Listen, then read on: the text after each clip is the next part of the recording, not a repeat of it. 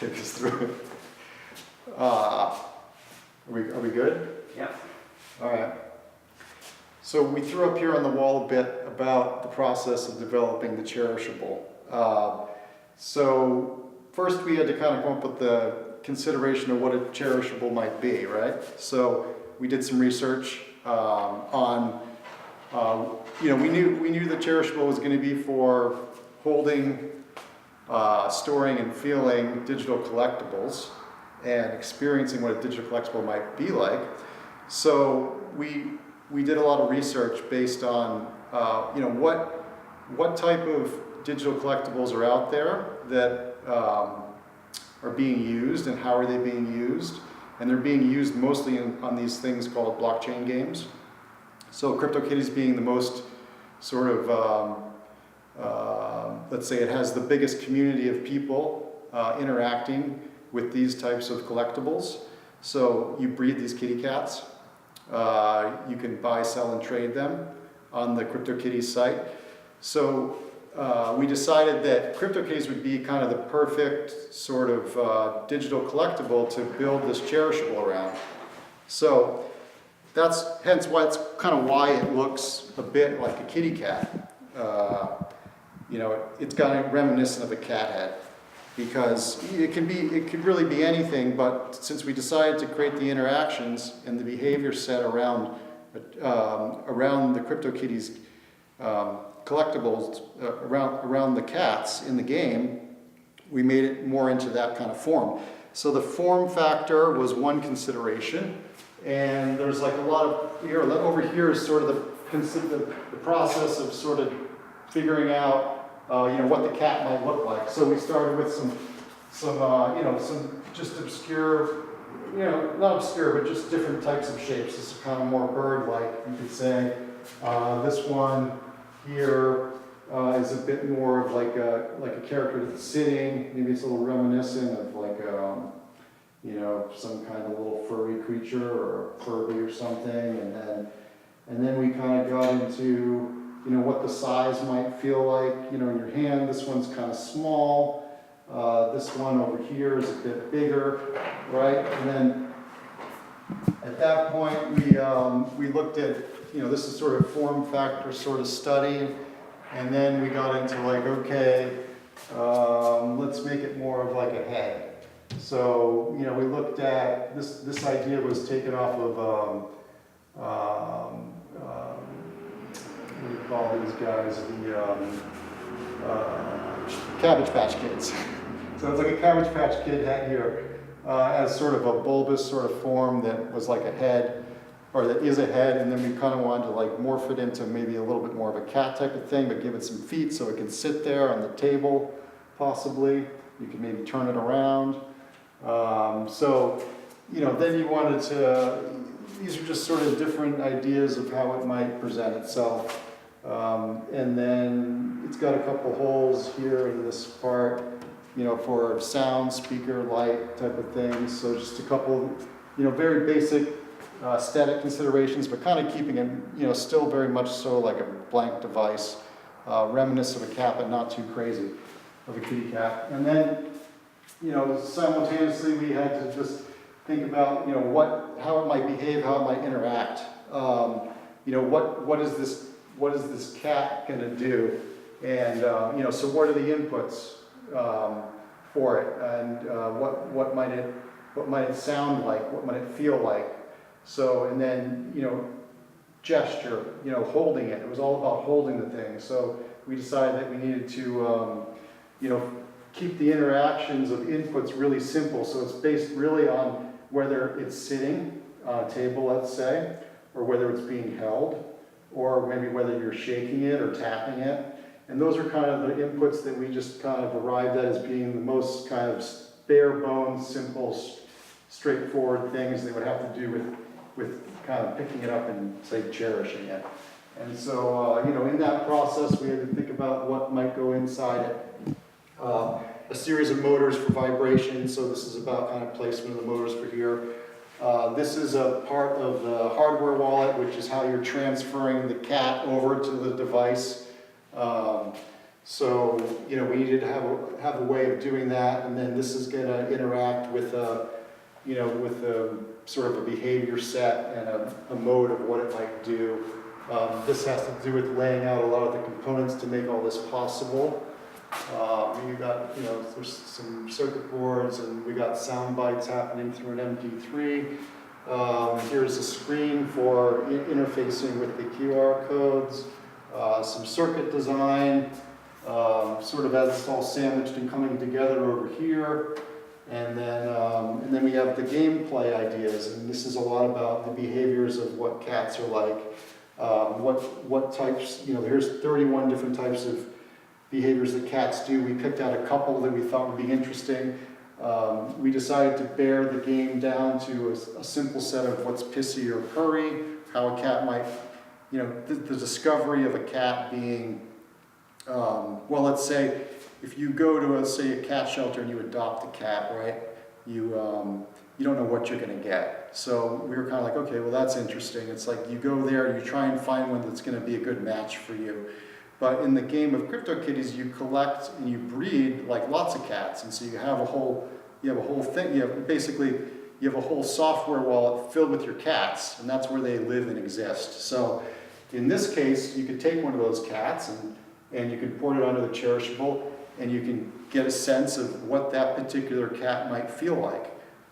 So we thought, well, there's a scale of them being from pissy to purry, and each cat is unique. So let's just like play a game of discovery where you load on cats onto the Cherishable device and see which ones you get. And so that would be like a really nice kind of simple proof of kind of concept and working prototype of you know, some interesting, sophisticated gesture-based, you know, inputs, you know, with some simple sound bites and vibration for the behaviors of what the cats might be like.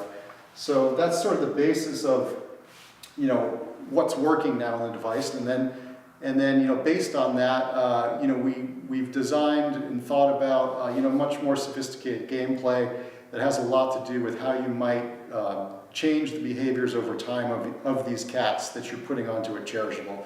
So once you put a cat on there, over time, by playing with it or holding it or you know, shaking it or tapping it or just kind of cuddling it in a sense, or you know, responding to it in a way where it finds it positive, like a positive reinforcement. You can adjust its catitude, and this could lead to a bunch of different ways of gameplay that doesn't just happen online, but can happen offline in a device. You can think about it sort of like you know, maybe like a Furby or a Tamagotchi in that sense. So it's kind of like a new version of a digital pet that is sort of bridging this new realm of what a digital collectible is, and then bringing it into the physical world and having some kind of experience with that. And maybe that experience that you're having with it in the real world could then again affect the digital world again moving forward. So these are some ideas that we have floating around, you know, with the potential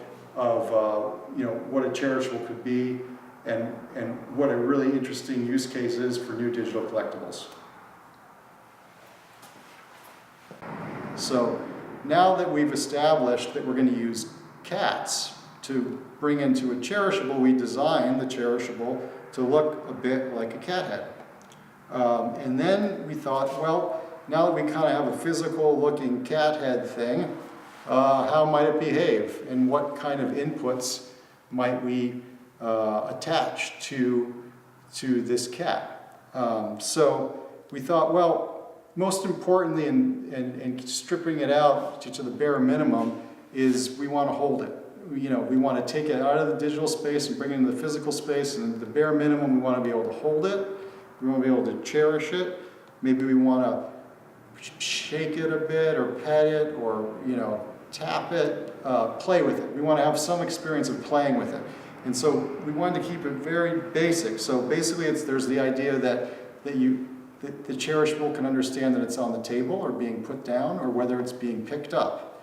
And once it's being picked up, then if you play with it, and playing with it might mean shaking it or tapping it.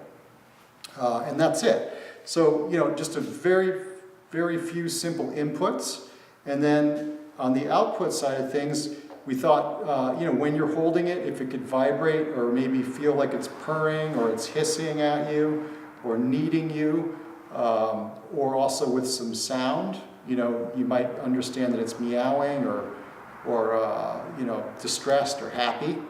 And then so that was the idea of, what its outputs would be. So simply inputting would be gesture, output would be some sound and vibration, all based on cat behaviors.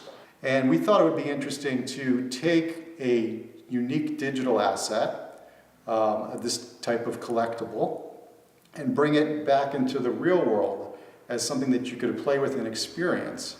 And when you do that, how might you do that? So we asked questions like, well, what would it feel like to hold a digital cat or a crypto kitty in your hand, and what might it do? And so we thought to ourselves, okay, well, we know that they're breeding a bunch of these cats, and sometimes they're referred to as shit cats because there's so many of them. There's been over 1 million bred so far. And the idea is you're trying to breed in the game rare and scarce cats, or like limited edition ones, which is kind of why certain cats are worth more than others, and sort of represents what a digital collectible is. You can think about digital collectibles also in the real world like a baseball card. Baseball cards, some are rare, some are old, some are tethered, whatever it might be. They all can have different unique values. So and that's that idea of each individual cat or each individual baseball card having a different value is based on the concept of something that's non-fungible. So a non-fungible token is actually what is behind the idea of a digital collectible when it comes to a CryptoKitty. So a CryptoKitty really is a version of a non-fungible token. The idea of a fungible token would be something like a US dollar bill. We have dollars, and each dollar can be exchanged and it's still worth $1, if that makes sense. But in this case, if you have two digital cats and we exchange them, they could be worth different amounts or different values. Hence, that's why it's a non-fungible versus a fungible asset. Fungible asset meaning like a US currency or dollar. So that's sort of the basis of what a digital collectible is, also known as a crypto collectible, or it could be a crypto good. So now, besides what behaviors are, we wanted to look at simple gameplay, right? Or simple experiences that you might have with a cherishable. Simple experiences that you might have with a digital asset or a digital collectible. And in the idea of a cat, we thought of, what about the discovery between a pissy cat versus a purry cat, or a happy cat versus a sad cat? Now, the next level experience could be to adjust its catitude or its attitude that can be then carried on with this digital collectible into the future, meaning it kind of has a history now of that it's been played with, right? So example would be, you load on the cat, it's kind of pissy, I hold it a bunch over time. Let's say maybe I hold it for 3 hours versus 3 weeks. I take it with me, I carry it with me. It starts to understand, it becomes less feral and more friendly. So you can kind of say that that's sort of adjusting its catitude. Now, that can all be sort of, burned into its history, let's say, in a way where now when I take this particular digital cat that I've adjusted its catitude with, I could now bring it back into the online game world, and it now has this new unique attribute of, say, catitude. And now catitude may alter the gameplay that's going on online. So example might be is because I've held it for X amount of time, and its catitude is now raised up, that when I go and try and breed it again, it might breed faster in the game, or you might take it someplace else. So another interesting thing about what's happening in blockchain games is that people are all building off of each other's games. You know, basically they're considered second layer experiences. So for example, you know, you can dress your cat with different hats and different kinds of things, and it's called kitty hats. Or you can take your cat and you can bring it into a race and race other cats. So Cherishables kind of like a physical second layer experience for CryptoKitty. Not just CryptoKitties, but for now just CryptoKitties, but in the future for other digital collectibles as well. Yeah, so the idea is that you're picking it up and holding it and it's going to behave a certain way. This one seems to be pretty pissy to me. General.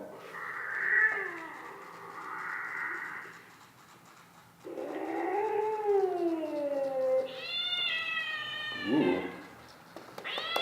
I'll give it a little tap here. I don't know if you tap your cat, but... Alright, so that's, you know, that seemed like a pretty pissy cat to me. So we're going to try another one, because every one of these cats is unique. They're all, that's what's the beauty of us digital collectibles, is they all have these unique IDs, which means they're all going to have these, you know, they'll have the ability to behave differently, let's say. So I'm going to take this one, this polka dotted one here, which is different than the last, and we're going to do the same thing again and load it on like that. Again, you can hear it kind of going off. Verify that.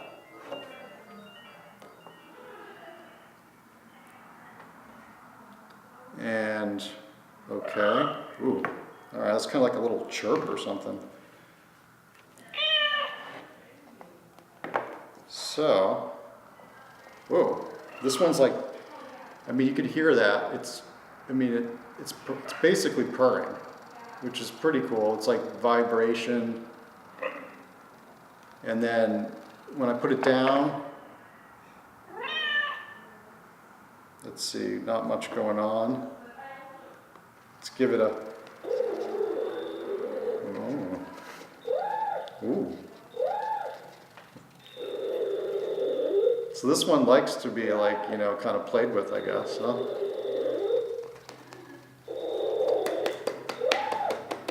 What do we do?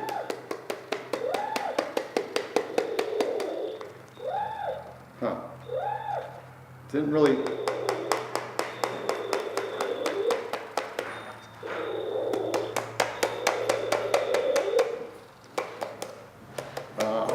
oh, there we go.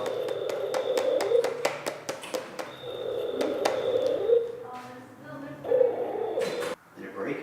No, I think it's fine. I'm just trying to get it so it's not...